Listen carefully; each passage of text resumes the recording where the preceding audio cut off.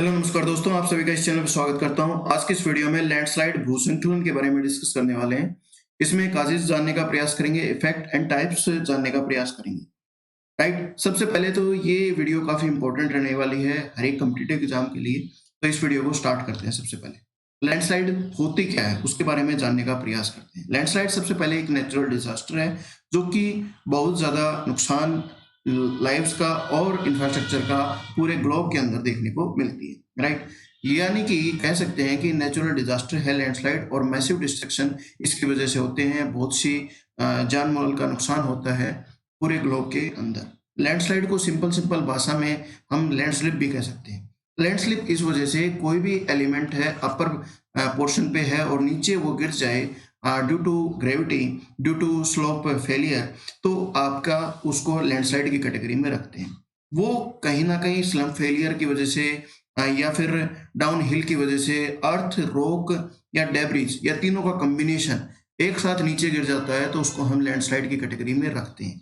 ये चाहे force of gravity की वजह से हो या हिल स्लोप्स के मटेरियल लूजिंग की वजह से हो या फेलियर की वजह से हो, इन सभी कारणों से अगर कोई भी घटना होती है तो उसको हम लैंडस्लाइड की कैटेगरी में रखते हैं।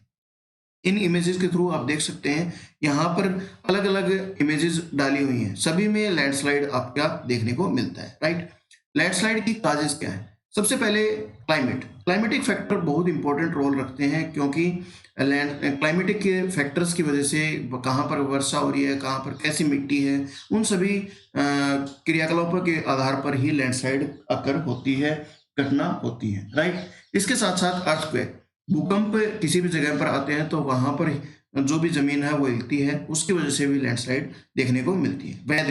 वेदरिंग की वजह से बड़े बड़े टुकड़े अलग हो जाते हैं, वो चाहे आपके हीट टेम्परेचर की वजह से हो, रेनफॉल की वजह से हो, अलग अलग एक्टिविटीज की वजह से वेदरिंग देखने को मिलती है। इरोजन आपके यहाँ पर रनिंग वाटर से हो सकती है, विंड से हो सकती है, करंट से हो सकती है, उनकी वजह से लेटरल या लेटेंट स्लोप इफेक्ट होता है, इसको हम इरोजन की वजह से भी लैंडस्लाइड होती है। वोल्केनो, कोई भी ज्वालामुखी फटती है, ज्वालामुखी फटने की वजह से काफ़ी मैसिव इफेक्ट होता है, और मैसिव इफेक्ट की वजह से कोई भी जो चोटी है या फिर कहीं ना कहीं हिल है वो गिरने लगती है या गिर जाता है कोई मटेरियल, तो उससे भी लैंडस्लाइड के जो खतरे रहते हैं वो देखने को मिलते हैं। फॉरेस्ट फायर इस वजह से जो भी पेड़ पौधे हैं वो मिट्टी को जकड़े रखते हैं, और मिट्टी जब भी लूज हो जाती है तो लैंडस्लाइड की वजह से वहां पर जो भी आपके मिट्टी जकड़े रखती है और फॉरेस्ट फायर एकदम हो गई तो मिट्टी जो पेड़ जकड़े हुए थे ना वो एकदम गिरने लग जाती है, उससे भी लैंडस्लाइड होती है। Gravity is the most important factor, क्योंकि ग्रेविटी की वजह से कोई भी मटेरियल है वो आपके अपर पोजीशन से डाउन पोजीशन पे गिरता है।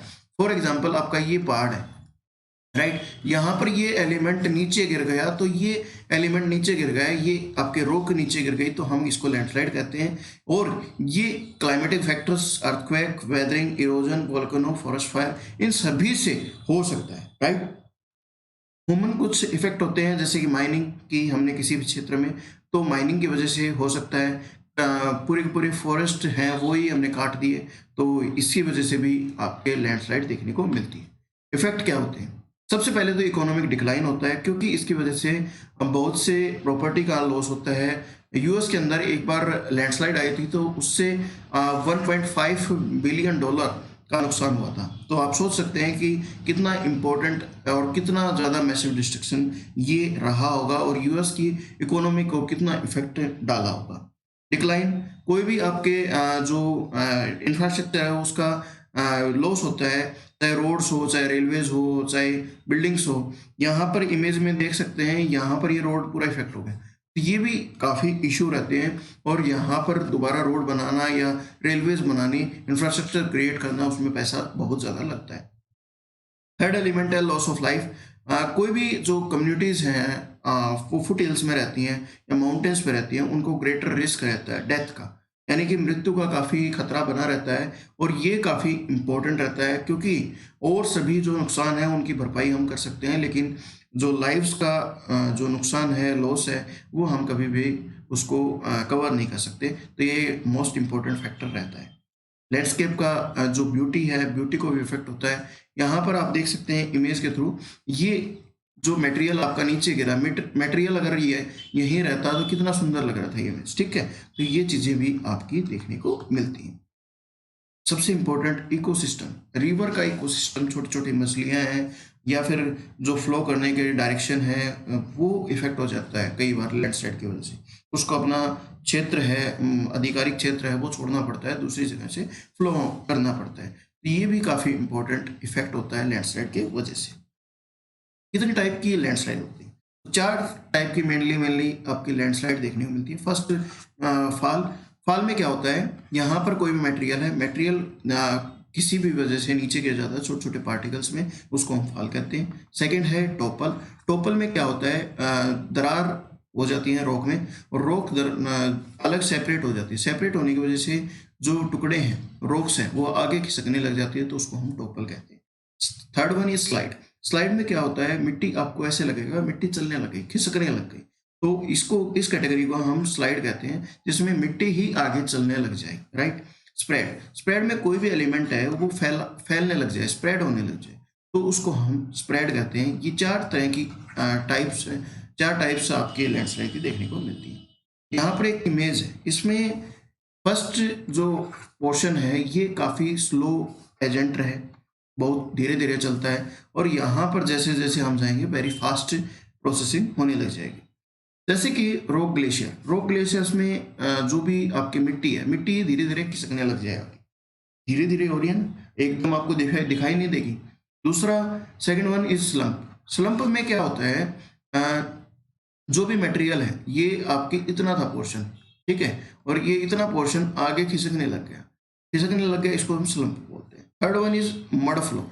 मड फ्लो क्या होता है, रिवर या कोई भी और एजेंट्स है, वो एजेंट्स यहाँ पर धीरे धीरे उसको काटने लग जाए और उसके मटेरियल को धीरे धीरे आगे फ्लो करने लग जाए, तो वो मड फ्लो कहलाता है। यानी कि एक ऐसा लगता है जैसे मड ही आगे चल गया हो, चलने लग गया हो, तो उसको हम मड फ्लो कहते हैं।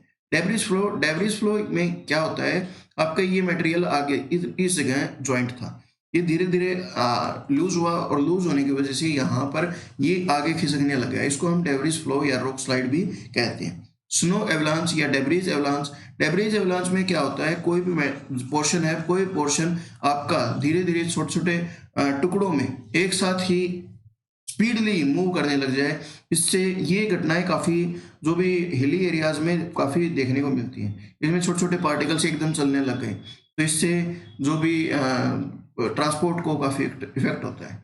डेब्रिज फ्लो या डेब्रिज फॉल। यहाँ पर डेब्रिज फ्लो था, ठीक है, यहाँ पर आपका डेब्रिज फॉल हुआ, एकदम गिर गई। ये यहाँ पर पोर्शन था, ये पोर्शन पूरा का पूरा आपका नीचे गिर गया, तो ये आपका डेब्रिज फॉल में कहते हैं। ये वेरी फास्ट प्रोसेस है और ये वेरी स्लो प्रोसेस देखने को मिलती है, राइट। इतने तक आपको क्लियर होगा। पूरे वर्ल्ड में वो आप देख सकते हैं ब्लैक ब्लैक डॉट्स, ये हॉटस्पॉट है लैंडस्लाइड के। यहाँ पर आप देख सकते हैं पूरे ग्लोब में लैंडस्लाइड है वो काफ़ी इंपॉर्टेंट फैक्टर है, और खासकर आप देख सकते हैं यहाँ पर जो हिमालय वाला रीजन है, इसमें काफ़ी ऐसी घटनाएं देखने को मिलती हैं, क्योंकि हिमालय की हाइट भी काफ़ी है, और यहाँ पर जो भी ये हाई रिस्क जोन भी है, सो फॉर एग्जांपल आपके अर्थक्वेक के रिगार्डिंग, तो यहाँ पर एक्टिव जोन होने की वजह से जो लैंडस्लाइड का रिस्क है वो काफ़ी बढ़ता है और काफ़ी इम्पोर्टेंट रहता है। होपफुली आपको ये वीडियो अच्छी लगी होगी, आपने एंजॉय की होगी। ऐसी वीडियोस बहुत सी हम वीडियो इस चैनल पे बनाते रहते हैं, उनको आप जरूर देखें। चैनल पे नए हैं तो सब्सक्राइब और वीडियो को लाइक भी अवश्य करें। धन्यवाद। जय हिंद, जय भारत।